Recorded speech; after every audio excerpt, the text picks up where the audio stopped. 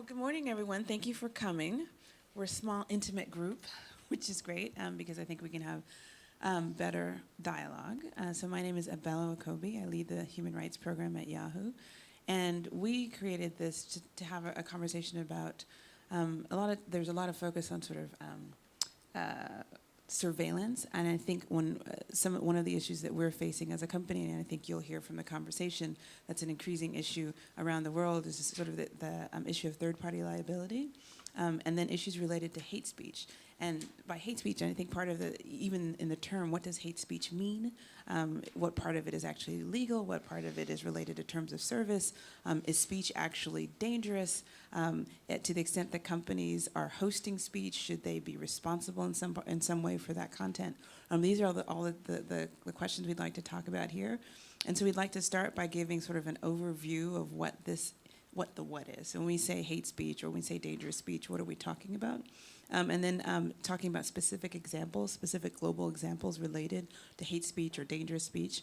And then talk a little bit about third-party liability for operators and platforms. And then would love to, again, because it's a small group, I think we can have a really interactive discussion about specific, I wouldn't say solutions, but recommendations going forward, so specific policy recommendations for governments and also for companies operating in this space. So we'll start with Susan Benish. Susan Benish is an expert on this issue, and I will leave it to her to give us a context to sort of to set the groundwork. Like, what are we talking about when we say hate speech? Thank you very much, Abel. It's terrific to be here and to get a chance to discuss this favorite topic of mine.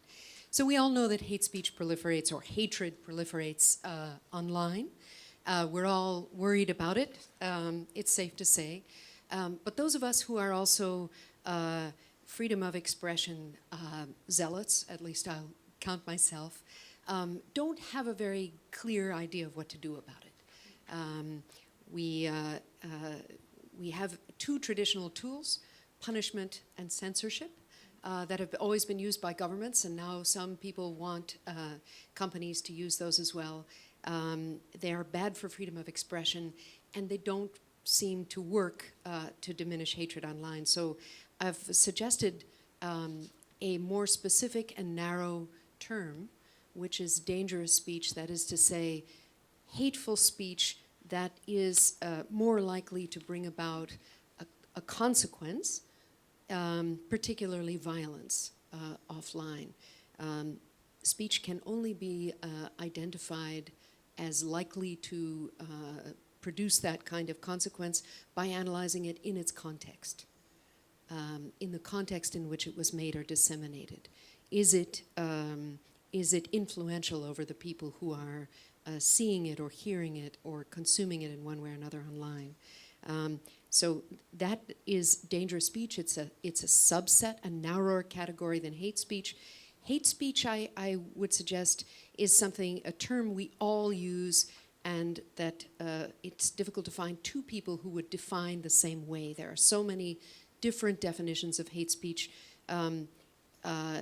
Generally speaking, hate speech is whatever I am offended by, am upset by, am disturbed by, and don't like online. And of course, there are many different definitions then of hate speech in law and also in common parlance.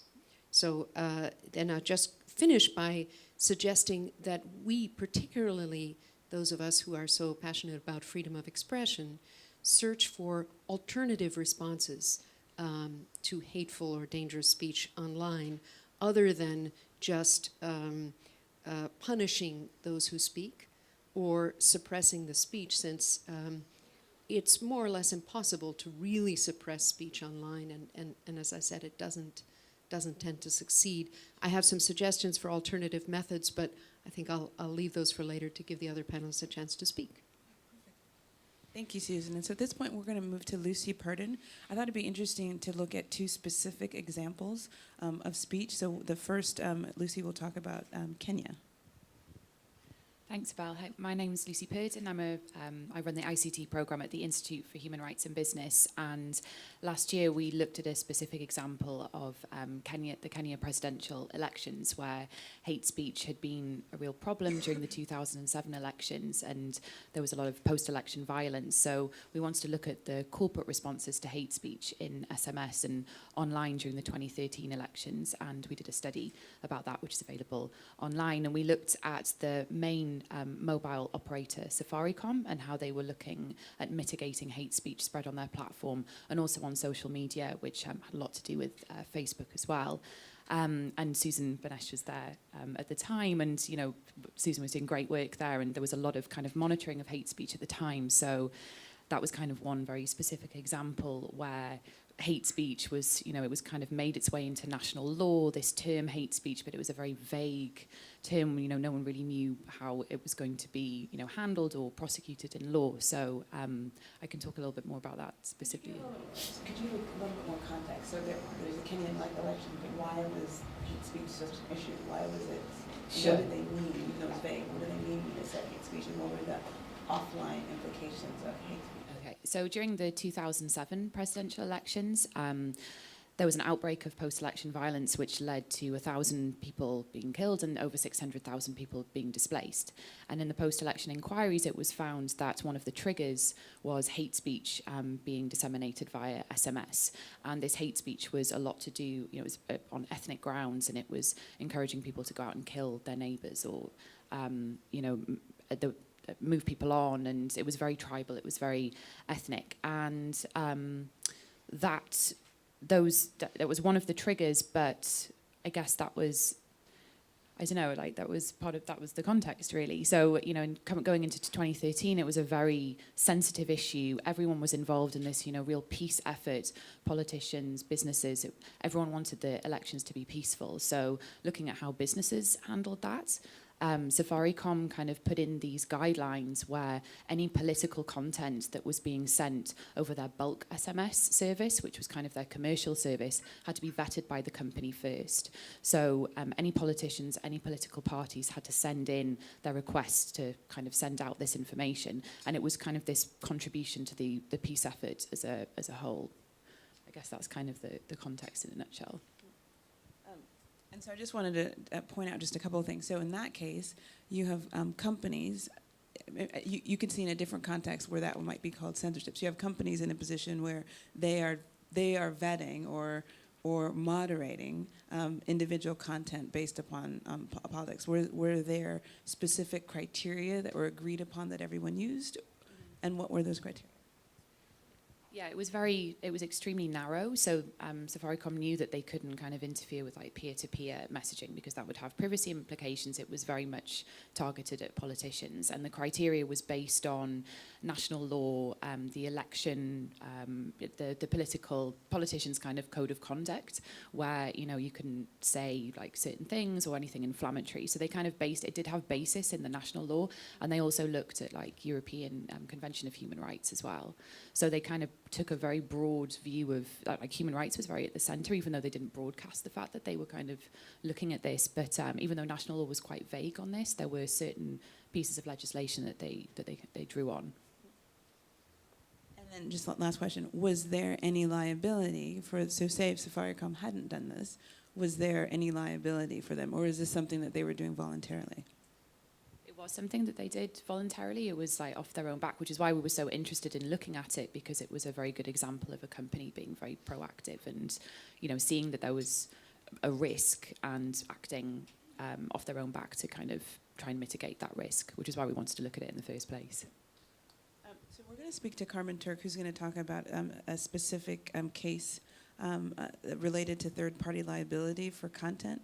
And I think it's interesting to just juxtapose what's gone on there. So obviously there are very high stakes, but you can see where a company being in the position of moderating a particular speech, even if it's narrowly defined, could shade into issues of third-party liability, and also could shade into issues of a company being in a position of moderating user content in a way that could be contra international human rights norms related to free expression. I'm not saying it was that it was the case in this particular example, but I think talking about it broadly is quite helpful. So I think Carmen's example will be very useful in showing a slightly different situation, but that delineates some of the complexities in the same conversation.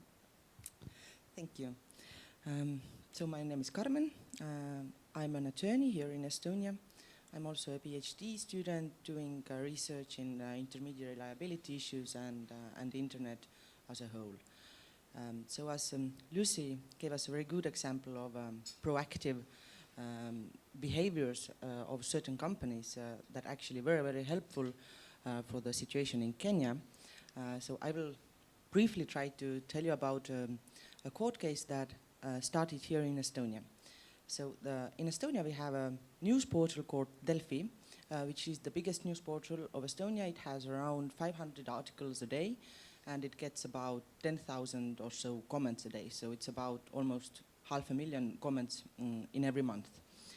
So one day in 2006, so this is how long the court case has been going on, they published an article that was really a neutral one, just reporting a news, very important news in Estonia, that the ice road was broken.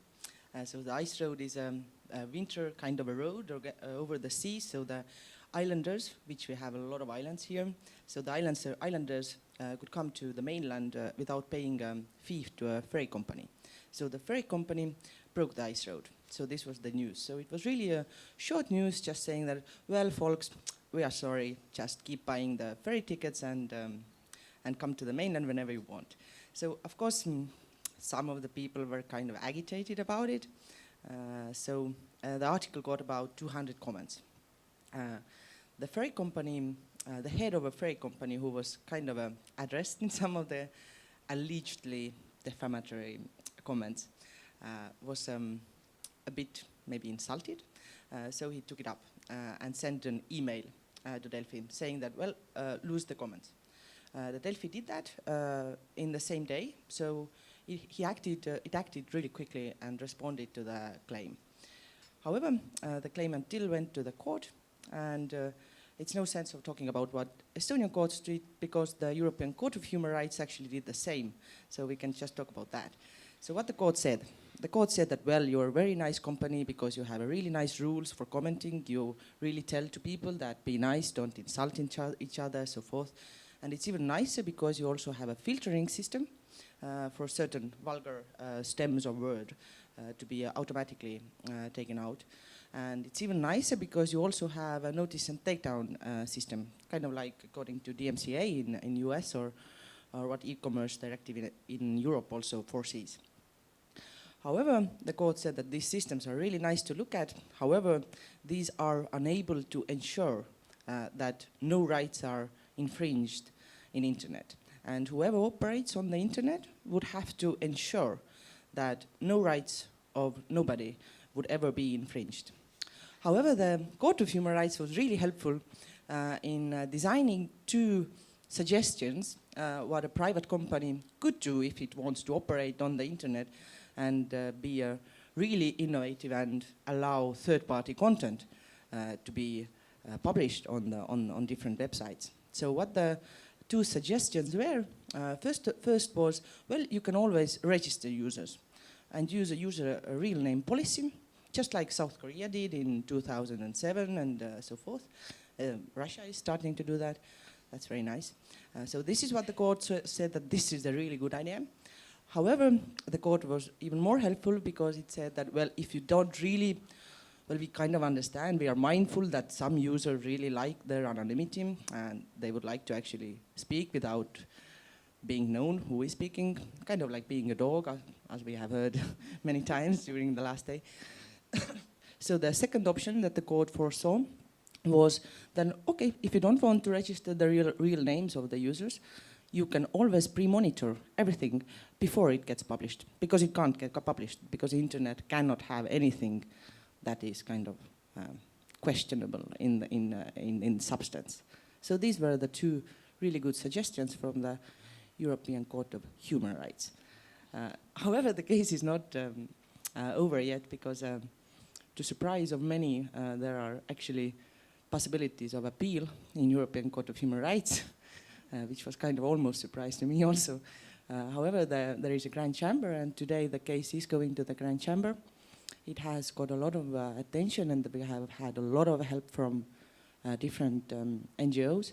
So we had about 70 different media organizations, scientific organizations, civil groups supporting our reference to the Grand Chamber, because the Grand Chamber only takes about 5 cases in every year. So it's really almost impossible to go there. So this is the first time Estonia will be in Grand Chamber. The hearing will be in summer. So maybe in the end of autumn, we will all know what the internet will look for the rest of our lives in Europe. So we'll probably see nice new Facebook, nice new Yahoo. And I kind of agree that no third-party content is really necessary in the internet. I think you all agree. I think this is what I end. Thank you so much, Carmen. I think as an excellent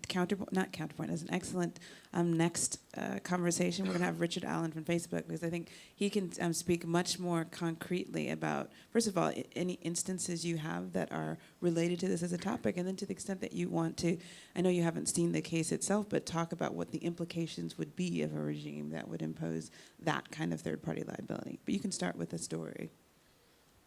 I'm actually just thinking, how do we redefine third party in order to not have to do stupid things? I mean, just some examples of how we work. So on the Facebook platform, there is no pre-moderation. We're very in favor of third-party content. So for example, if you have a Facebook page, we will often get asked by page owners to remove the commenting facility. People want to be able to speak but not be spoken to, and we will say, no, the service doesn't work that way. If you want to speak, then you must also be spoken to. And so the whole platform is sort of structured on the basis that free-flowing conversations will happen. I mean, that's why we exist, and similar to many other platforms.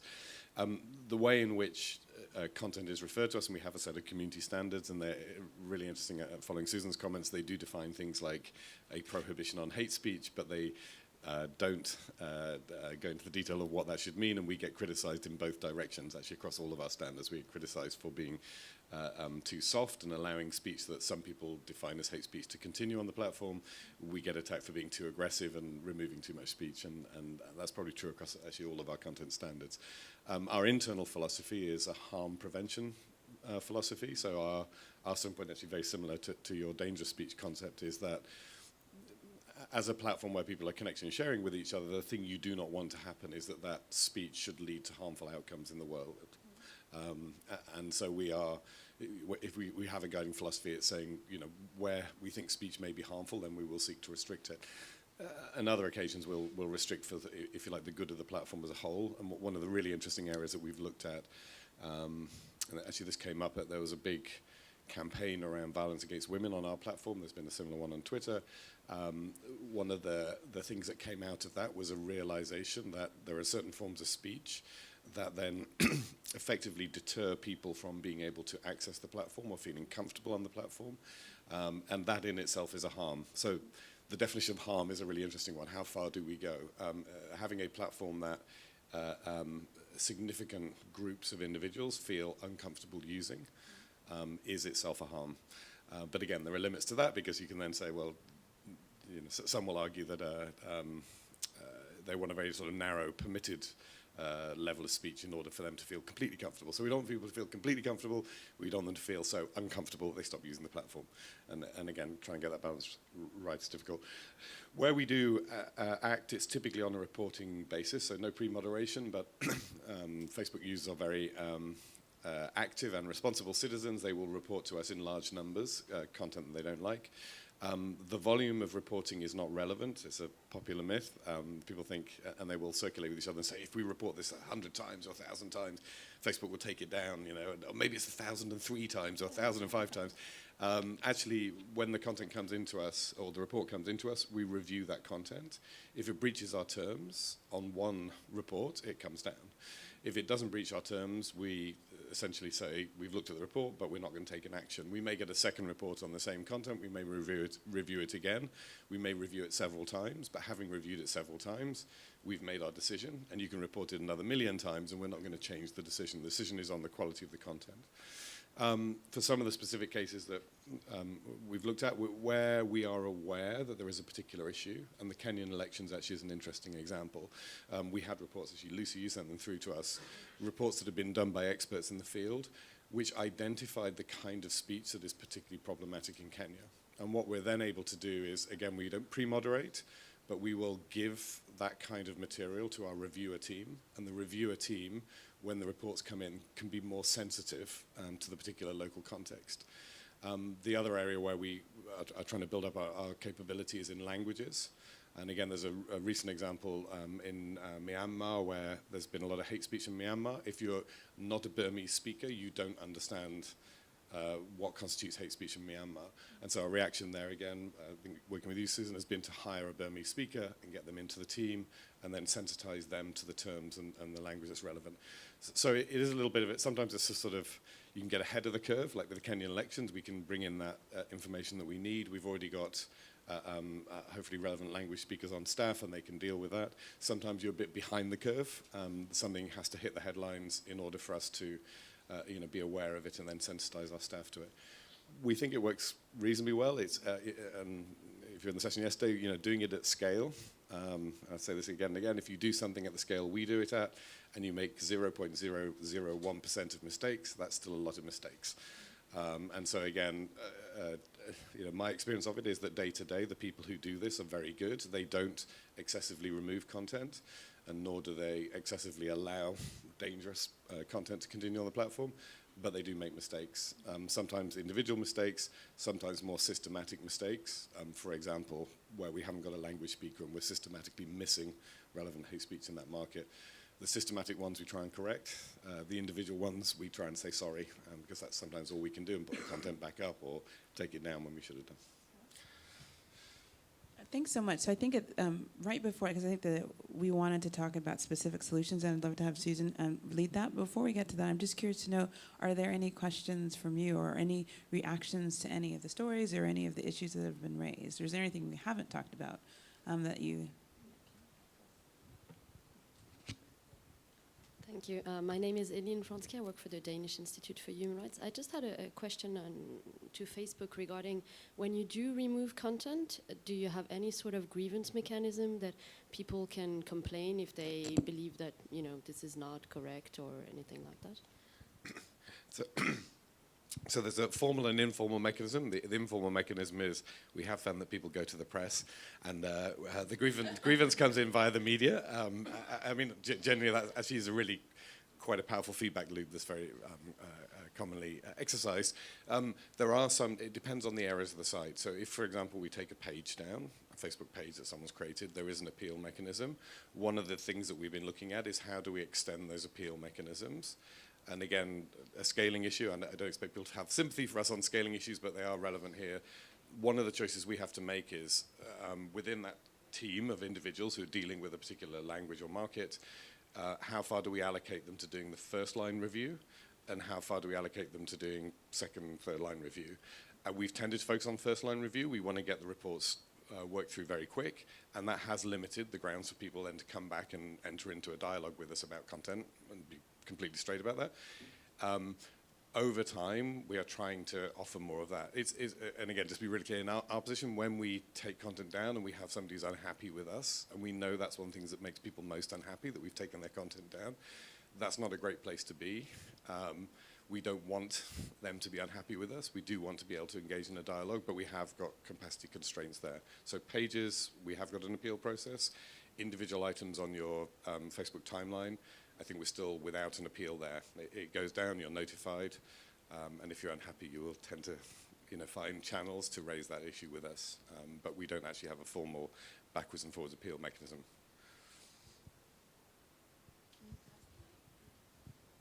Thank you. I'm Martin Land from the Estonian e-Governance Academy. I have a question, probably mostly to Facebook and Yahoo as well. How do you evaluate humor? Because humor is a very sensitive subject. There's things that are funny to some people but insulting to others. And I think as far as cartoons are concerned, humor can sometimes invoke very severe violence as well. where do you draw the line, and do you have humor experts that decide what is funny and what is insulting? Thank you. It is one of the really interesting areas. Actually, just take that in the violence against women space. That was one of the most difficult areas for us to deal with, in that we would have content that people have posted that was really, really offensive, and the phrase was rape jokes. They would be jokes, and they're jokes that you would hear in a bar in the centre of talent, sadly, and you would hear in various places. People were putting them onto Facebook, and we had to then deal with that. And our original judgment was, this is humour. You know, this is not serious. We can see the person there is not going to go out and rape somebody. It's very clear from the context. But clearly, people did feel threatened by that. Our solution has been to say that you must label that page controversial humour. So you can still post it, but you need to put a flag on. You need to take some extra steps as the owner of the page and say, this is controversial humour. I am deliberately posting it as controversial humour. And if you do that and you label it and flag it correctly, then it may stay up. So that's one specific area, but it is a constant battle. You know, again, you'll find that in the hate speech area.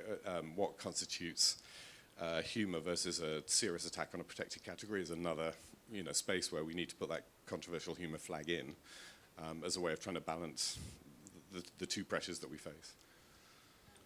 So I would say, just to answer the question, so our products are very different. So first off, until Yahoo bought Tumblr, we didn't have a Facebook type social product. So we had Flickr, but those are images, and so often the content issues are either based on the images, so it's difficult to really. So for example, a cartoon on Flickr, unless you could be taken down on the grounds that you had not, because Flickr is supposed to be images, pictures that you've taken yourself. So if you've pulled a cartoon off of the web and you put it up, it could be taken down just because it's not your own content.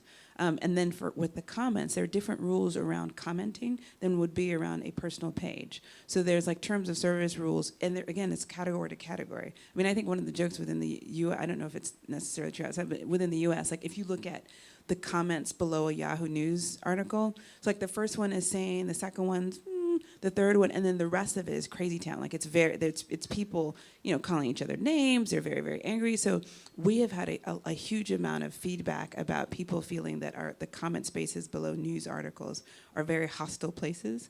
And so we've instituted things allowing users themselves to flag up things, and so to the extent that people collectively find something offensive. We also have specific terms of service. And again, I think this demonstrates sort of the complexity of it for a platform, because our terms of service will say things like, don't post things that incite violence. Okay, so is a joke about, let's kill all people who love Barack Obama, is that, is that violence, or is that a joke, et cetera? So I think it has been difficult for us to define that, and I think when it's not someone's personal page, it's a different question, because you're not it's a comment as opposed to their personal space to express themselves. I think that we're going to face a lot more of that with Tumblr.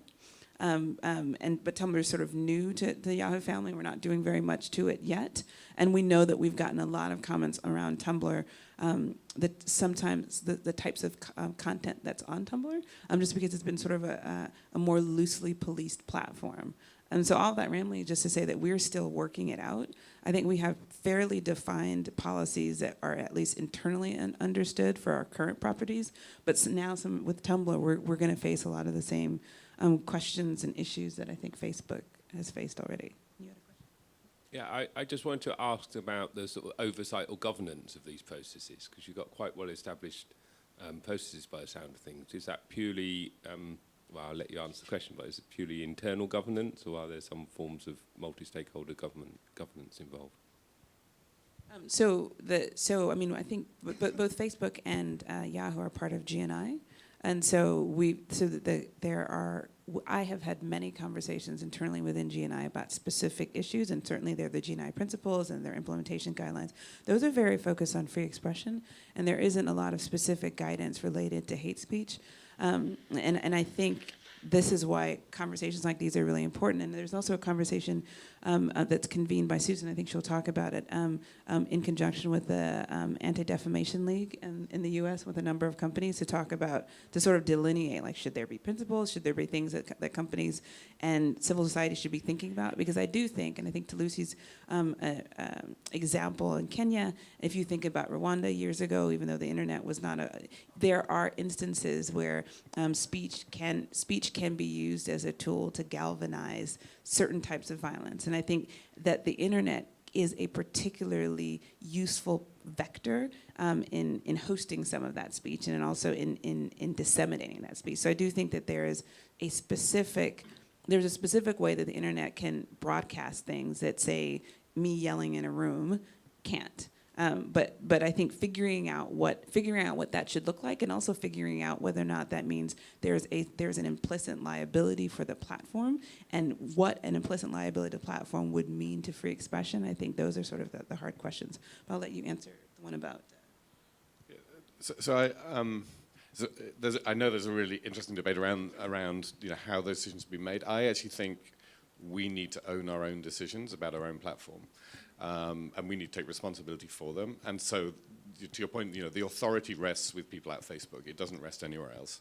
And I actually, compared with other models, I think that the platform taking responsibility for its own decisions and owning those decisions is probably the least bad option of all the different options we could have. Having said that, the decisions are massively informed by external parties. And if you run a platform on the scale of ours, there is no shortage of advice that is given to us about what we should or shouldn't do on our platform. On a daily basis, my inbox every day will have views from politicians in different countries. We will have incoming court judgments from different countries. We will have, again, not just in this context, but NGO feedback. We have very strong relationships with a whole bunch of NGOs sort of on an ongoing basis, and they are very keen to tell us what they think about things. And then we do have frameworks like the GNI and other frameworks. So and again, to be clear, it's been a journey. I started with Facebook 4.5 years ago, and I would have said we were much less open and less sensitive 4.5 years ago. Today, I think we're pretty open. We have a pretty good network, and we have a pretty robust internal escalation procedure. So, where it's something novel, it will get escalated all the way up actually to senior management, and they will take a decision. Something like the violence against women issue. There's a major issue about what kind of platform do we want to be. That goes all the way up inside Facebook to senior management with lots of input from lots of people. I think we're pretty good at that now, and I think in 2 years' time we'll be better still. So there is a process of building those constituencies of advice, building the relationships that we need with things like GNI that help to inform us on a principles basis. There's probably still a lack of, or a fear, I think, inside platforms about communicating too much about this, because we don't want other people to, if you like, take over our decision-making process. And so we've tended to be a little bit, keep it mysterious. But I think we're moving in the right direction, certainly in terms of opening that up. I'm Caroline Gerard from the Global Forum for Media Development. We've been engaging quite much in the past year with the International Media Assistance Organization and Syrian organizations on the support to free information in Syria. And we have been very strongly flagged the fact that the Syrian Digital Army has been, in fact, using the rules of Facebook to stop independent groups from posting relevant and very crucial information that doesn't go out anywhere else on the Facebook groups. And in fact, there indeed are some gruesome images of what's happening in bombings and chemical attacks and so on. And my question to Facebook is, how do you deal with that kind of very politicized battles around what can be or cannot be on Facebook? Is there such a feature as the controversial humor one, which is applied or could be applied on relevant content, but difficult content? Can it be flagged but not taken down, because it really is an important space for Syrian people to express themselves and show what's going on? So I got a lot of detail around our policies, but maybe again instructive on a wider basis. So I described we are aware of campaigns of people reporting content systematically, and that's why our systems expressly don't use quantity as a as a relevant factor. So again, it's not just in Syria, but you imagine at election time, Democrats will report all the Republican content, Republicans will report all the Democrat content. You know, at an early stage, we understood how people through organized reporting campaigns will try and game the system, and we try to create a system that's not gameable. What does happen in those contexts is there is some maths involved, which is that where you're in a sort of highly contentious context, it is more likely that each individual content item will be reported. So you know, there'll be in normal environments, you may post content and it never gets reviewed because no one ever reports it. It's not, you know, arousing any interest in anyone. In an environment like Syria, both sides will be reporting each other's content systematically, and so nearly everything will get reviewed. And that does mean statistically it's more likely to throw up bad content, or, you know, it's more likely to identify content that's in breach of our rules. It's not the quantity of reports, it's that each individual content item being reviewed against our rules may, because we're reviewing more content, it's more likely that we may find content that's in breach. Syria is really difficult for us. It's really, really hard. And we're not, I don't think we're in a settled position actually on it. You know, something, again, it's in my inbox every day. We want people to be able to report what's going on in the real world. That's really important to us. But we have found that a lot of the content gets mixed up. So some of it is content that breaches our rules on graphic imagery, and that's a real issue, and we, again, try and let people know. Frankly, some of it is content that is direct incitement to violence, and whatever the reason, that, you know, breaches our rules. Direct incitement to violence is not good. Some of it is illegal terrorist content, and so we do find that, and I have every sympathy with the, if you like, the sort of honest owners of a page in Syria who feel that they're producing a valuable information source. But often when we do a second or third review, and that's what happens, we'll do a second or third review of a page because it's been taken down and the people have appealed to us.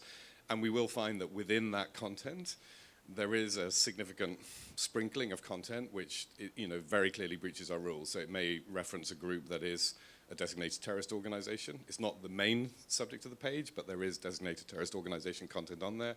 So it may be graphic imagery, it may be direct incitement to violence. It's difficult. So and I wish we're in a better place, and it's challenging for us. We're trying to understand how we can make rules that create or that cater for that kind of conflict situation, whilst at the same time are still being applied universally. Because what we don't want to do is to say, well, in Syria it's okay to support a designated terrorist organization while it's not okay in the United Kingdom or Estonia. And we're trying to avoid getting that situation. In Syria it's okay, you know, to show a level of graphic violence that would be inappropriate in the United Kingdom or Estonia. And we're trying not to get into that situation, but that's difficult. Yeah. Just wanted to add a word. Given the reality of life online, in which there's such an enormous amount of content being posted every second, that, as Richard has mentioned a few times, there's a problem of scale. So that leads to the question, who's actually in charge in a given moment with respect to content, for example, on Facebook regarding Syria or regarding Myanmar, regarding a situation in which there is a real risk of violence in particular. So in many cases, you have a platform that was designed for one purpose, like Facebook, designed as really a series of private spaces in which people who knew one another would exchange content, frankly, not about terrorism or killing people, but about, you know, what they had for breakfast and various other things.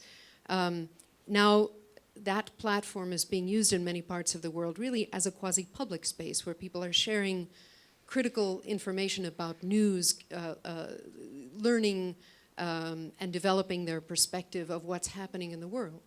So there's a bit of a mismatch perhaps in program architecture where Richard spoke about the free flow of information, seeking a free-flowing conversation. That's difficult though where you have pages that are owned by individuals who can, for example, delete comments. So there is no architectural means for dissenting on Facebook based on what Facebook is or was originally intended to be. That means, though, that if I own a page and am spewing out an enormous amount of awful content and then other people are commenting likewise, someone else has only 3 options, right? They can like my awful content. Perhaps they don't want to. They can flag it, they can report it to Facebook, which presents major problems of scale and decisions about humor, et cetera, et cetera. And then they can comment, but I can delete their comment if I don't like it. So there are also some more fundamental structural questions to be considered. Were there any other questions? If not, I think at this point I'd love to have Susan start talking about specific solutions. So along the same lines, you know, it's worth asking ourselves what's actually going on. Not how we would fix things in a perfect world, which I must say I so much appreciated Carmen's elegantly ironic version of the European Court of Human Rights' view of reality, or idealistic vision. Obviously, from what she described to us, it's not possible. So what is actually possible? How could one make a change? Well, when people speak online, it's safe to say that most of them are not constrained by criminal law. Although there are many countries in the world, notably many European countries, where criminal law implicitly attempts to constrain hateful or violent or inflammatory speech that people might post online. For all kinds of reasons that I don't have to explain to this audience, that isn't functioning very well.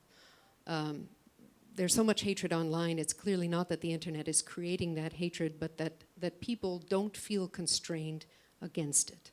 There are silos, et cetera, et cetera. So how can they feel constrained? Well, offline, most people respond relatively strongly to what they perceive to be social norms. And as researchers and just those of us online have observed, you don't feel those social norms as much online. So are there ways of building them up?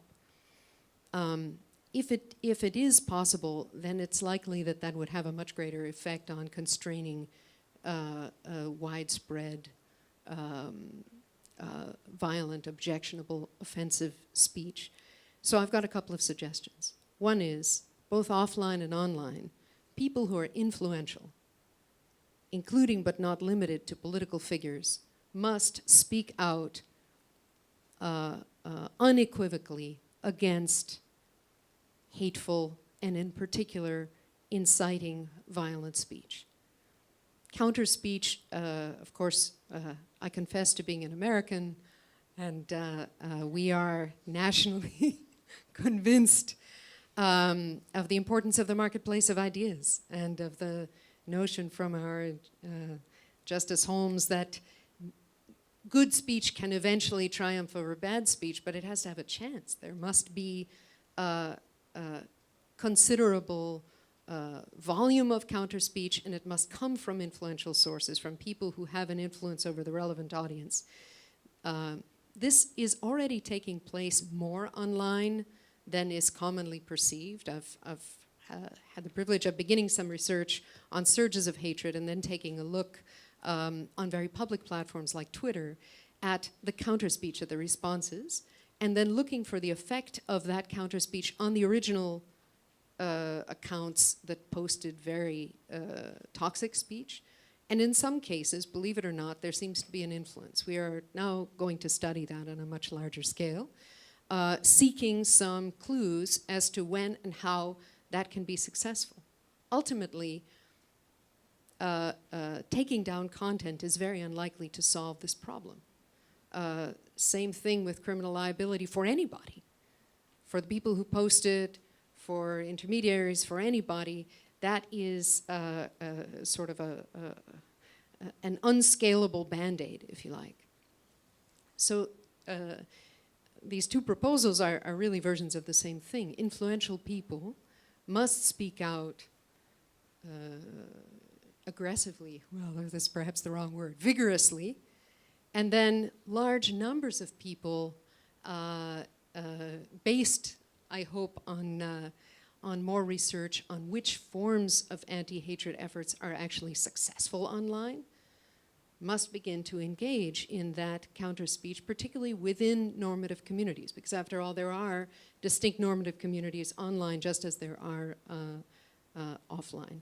And then I just, as an international lawyer, would like to toss in a doctrine which is called the responsibility to protect. So this is an emerging idea in international human rights law. In fact, I couldn't help but notice that President Ilves referred to the Westphalian idea and the fact that we are now chipping into that in the online world.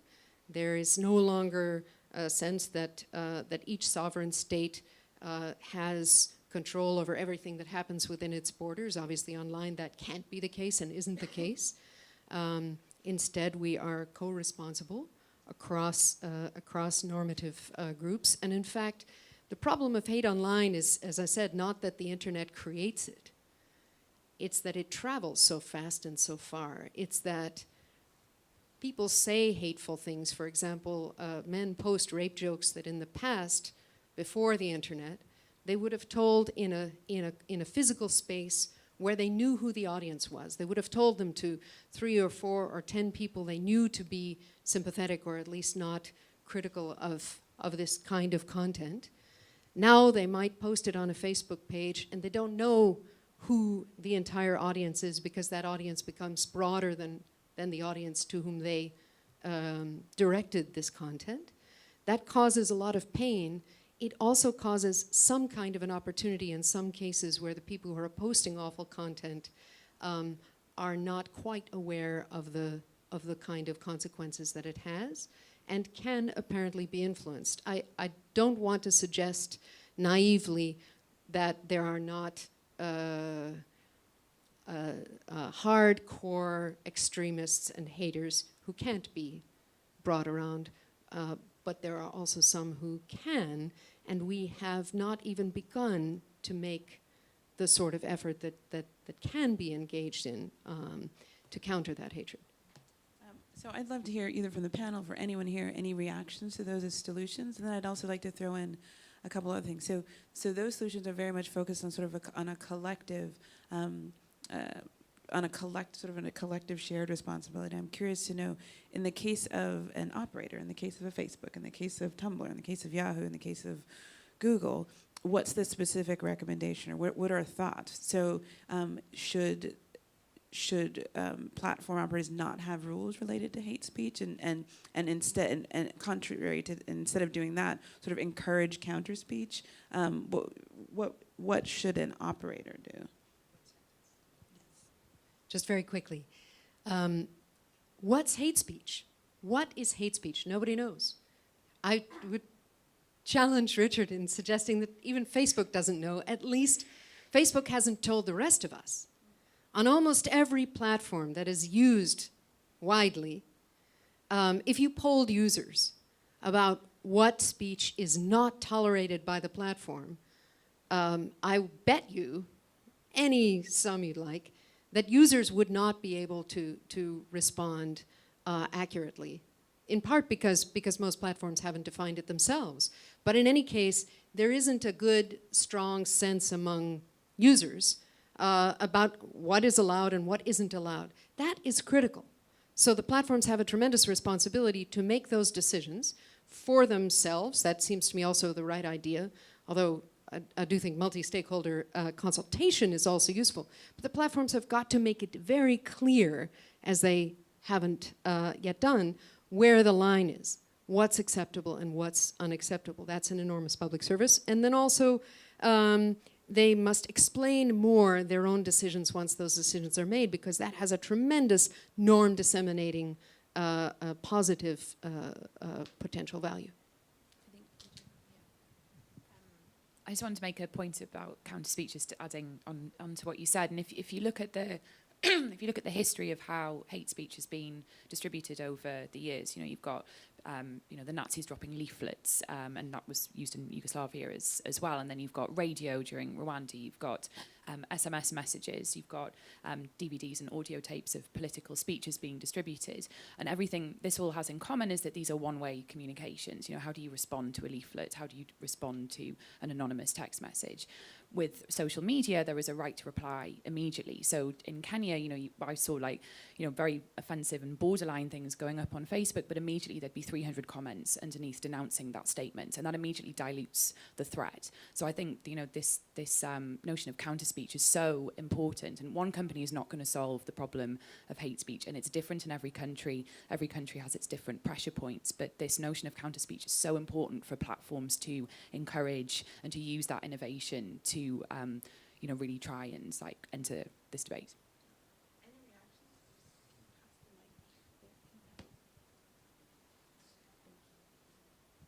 Thanks, Sinead McSweeney from Twitter. I'm interested in the remarks around hate speech. We don't specifically call out hate speech in our terms of service. And one of the challenges that we have, particularly with NGO groups in places like France, etc., is that they are not satisfied when we point to the fact that direct threats of violence are against our terms of service, targeted harassment are against our terms of service, etc. And they're saying, you know, that's not good enough. We want to see the words hate speech in your terms of service. And yet, as Susan points out, what is hate speech? Very often when people talk about hate speech, they're talking about what I would describe as hateful speech. And that we feel that the terms of service directed towards the actual behaviours and looking at context is as important. And we unashamedly champion counter speech as the antidote to a lot of this activity. And as Susan has said, we have seen examples, not just in the US, but also in the UK, where that has happened, and people have themselves self-corrected their original remarks.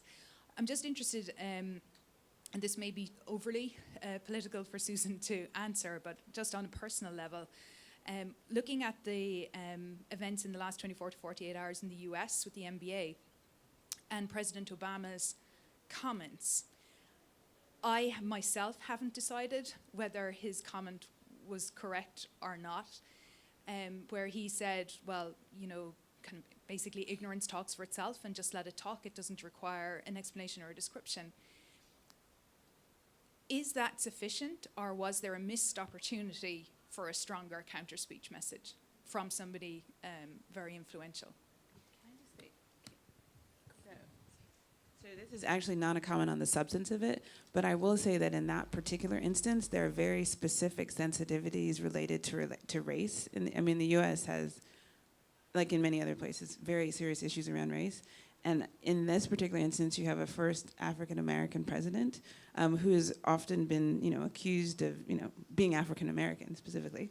And so to have, I think that there is I can imagine that there's sensitivity about having an African-American president verbally denouncing someone for making a comment that's specific to race. And so I think if he had not been black, it would have been an easier conversation to have. So I think in that specific instance, I think you're right, there was an opportunity, but because of the very specific issues related to race and because of how it might have been received, I think that's why there is a little bit of a backing off. But I do think, I mean, there's a larger question, but I think in that specific instance, it's related to that reality. I think in that particular case, there was such an avalanche of counter-speech of all kinds online in the form of black socks and reversed jerseys worn by the man's team. There is such a strong consensus now. The guy is, well, but also, I mean, he's a national persona non grata now. What else was needed in this particular case? I must say, I feel a little proud that the entire country has dealt with this particular recorded conversation in what is, in my view, a pretty salutary way. There must be also terrible racist comments online, but there's no question that the public consensus is overwhelming.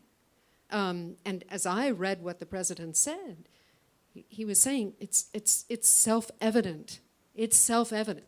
And fortunately, the president spoke in already a public context in which there was such a strong consensus that these remarks were intolerable, that it, in my view, wasn't necessary for the president to either spell it out or pile on further. It's in situations where there isn't such a strong public consensus, where firm counter-speech by influentials is more necessary. And I hope that had there not been such an avalanche, President Obama would have perhaps spoken out even more explicitly.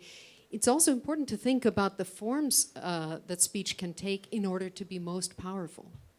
Sometimes being less explicit is more powerful. You know, he said, you let the man speak for himself. He has demonstrated his own ignorance and his own racism. I think that was my own initial reaction when, Yeah. when I read it. Yeah. I thought, wow, that's a great statement. But yet when I heard you talk about influential people seizing the opportunity, because that his statement reaffirms the views of those who don't agree with the statements that were made. But will his statement sway opinion on the part of people who hold the alternative view? That was, in terms of being counter-speech, it won't. But that goes back to the point you made about the overall context. I don't know. That's why I think it's tremendously important to specifically study counter-speech, in particular online, to see what kinds of effects different sorts of counter-speech have. So we're actually at time. I know Carmen has one remark she wanted to make. Well, no, just to say that this has been a splendid panel in the meaning that we have actually had an agreement on the one important fact that the legal approach is not the approach to take to hate speech. Because, for example, I think that was a really funny case of in UK where a guy was going to the airport and he found on the way that, well, the airport was closed, and so he tweeted that I will blow the place sky high. So it took him 4 years for a judge to understand that, well, it was a joke, it's not really a hate speech. So this is the downfall of any legal approach to hate speech. It just doesn't work. So I think we're going to close because we're being kicked out, but I think Carmen has focused our attentions on the fact that that laws often are not are not the best solution, but that talking really collectively about, first of all, definitions. So what do we mean when we say hate speech? And then looking at counter speech are solutions to this as a problem. So thanks to everyone for joining the conversation.